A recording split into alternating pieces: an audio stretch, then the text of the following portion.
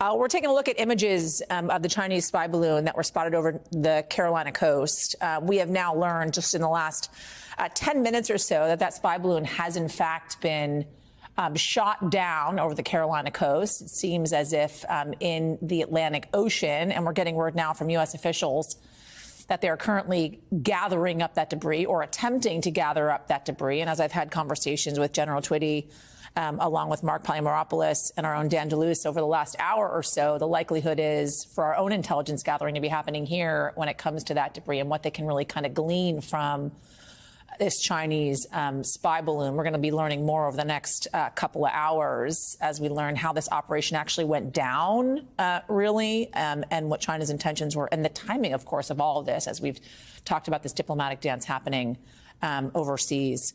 Want to bring back in, if we can, to the conversation Dan DeLuce, who is standing by for us and has been following this story. Dan, if you will, kind of bring us up to date on what we've been learning so far. Now, of course, it's breaking news that this spy balloon has, in fact, been shot down.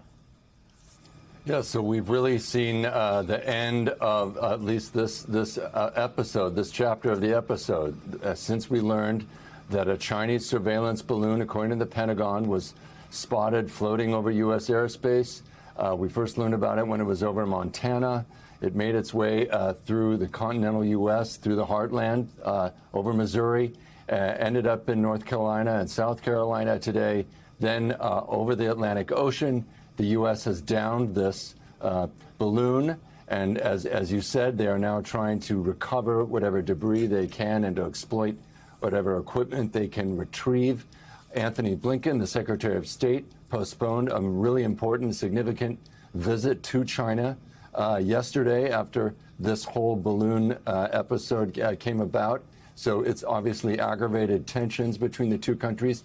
We should add that, according to China, they say this was a harmless weather balloon and not a spy airship. The Pentagon rejects that characterization.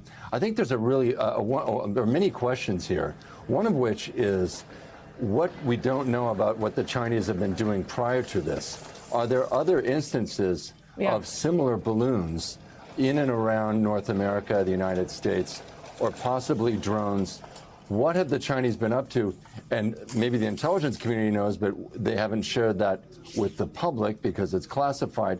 So I think there's going to be a lot of activity around the Senate Intelligence Committee in coming days.